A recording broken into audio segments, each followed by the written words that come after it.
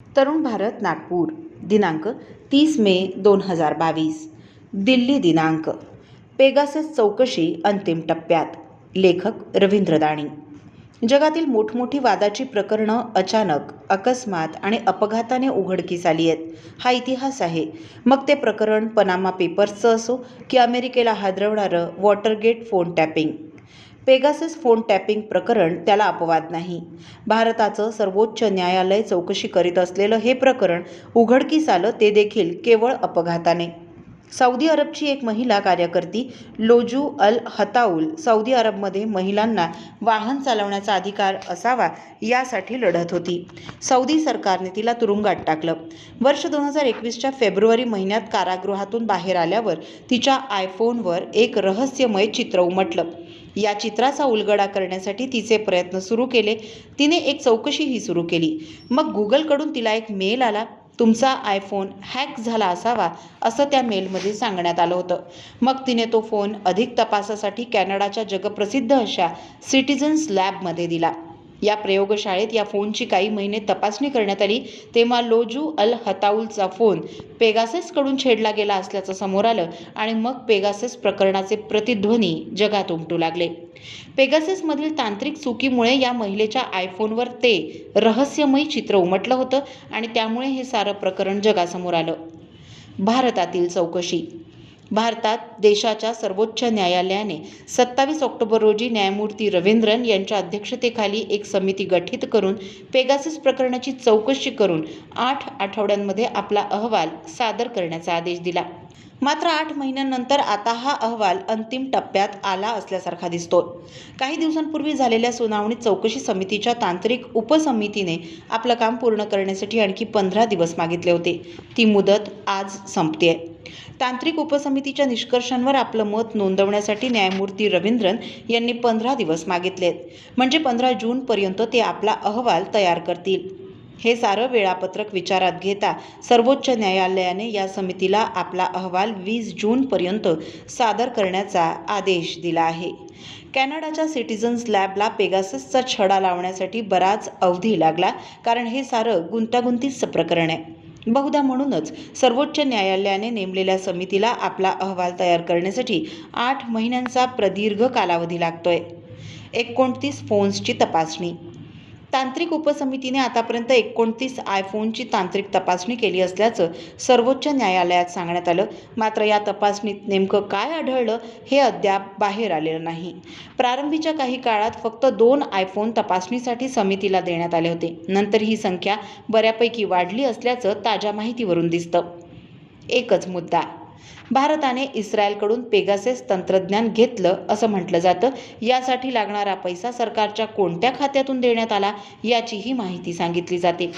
जगातील अनेक देशांनी ते सॉफ्टवेअर घेतलं. अतिरेकी संघटना, गुन्हेगार, ड्रग माफिया यांचा तपास करण्यात पेगासस फार परिणामकारक आणि उपयोगी ठरल्याचं म्हटलं जातं.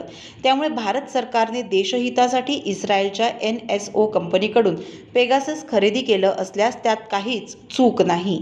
यात एकच मुद्दा वादाचा आहे, तो म्हणजे पेगाससचा वापर राजकीय नेते आणि पत्रकार यांचे फोन टॅप करण्यासाठी करण्यात आला का, आणि केला असल्यास त्यासाठी निर्धारित प्रक्रियेचं पालन करण्यात आलं आहे का, हा दुसरा प्रश्न. सरकारला अधिकार. देशाची सुरक्षा किंवा अन्य कारणाने एखाद्या व्यक्तीचा फोन टॅप करणं आवश्यक आहे असं जर सरकारला वाटत असेल तर केंद्रीय गृहसचिवांच्या सहीने तसा आदेश दळणवळण मंत्रालयास दिला जाऊ शकतो. यातील पहिल्या प्रश्नाचं उत्तर संबंधितांच्या आयफोनच्या तपासणीचे निष्कर्ष समोर आल्यावरच मिळू शकेल. या 29 आयफोन्सची तपासणी झाली आहे, ते उत्तर या समितीला सापडलंय. ते हो असू शकतं किंवा नाही असंही असू शकतं. या प्रश्नाचं उत्तर होय असल्यास मग त्यासाठी सरकारी प्रक्रियेचा अवलंब करण्यात आला होता का, या दुसऱ्या प्रश्नाचं उत्तर समितीला शोधावं लागेल. याचंही उत्तर हो आणि नाही असं दोन्ही प्रकारचं असू शकतं. या सर्व प्रश्नांची उत्तरं कळण्यासाठी देशाला किमान 11 जुलैची प्रतीक्षा करावी लागेल, कारण सध्या सर्वोच्च न्यायालयाला उन्हाळ्याची सुट्टी सुरू आहे. आता न्यायालयाचं कामकाज 11 जुलै रोजी सुरू होईल. त्यानंतर या प्रकरणाची सुनावणी होत पेगाससचं सत्य देशासमोर येईल. सरन्यायाधीश न्यायमूर्ती रामण्णा 26 ऑगस्ट रोजी निवृत्त होत आहेत. म्हणजे 11 जुलै रोजी न्यायालयाचं कामकाज सुरू झाल्यानंतर 26 ऑगस्टपर्यंत केव्हाही या प्रकरणाची सुनावणी होऊन निवाडा दिला जाईल. अनेक देशात चौकशी. पेगाससची चौकशी करणाऱ्या देशांमध्ये फ्रान्स पहिला देश होता. फ्रान्सचे राष्ट्रपती इमॅन्युएल मॅक्रॉन यांचा फोन पेगाससने टॅप केला जात होता अशी माहिती समोर आली आहे. या देशाचे माजी पंतप्रधान, अनेक मंत्री यांचेही फोन पेगाससने टॅप केले असल्याचं समोर आलं होतं. फ्रान्समध्ये 24 पत्रकारांचे फोन देखील पेगाससने भेदले होते अशीही माहिती आहे.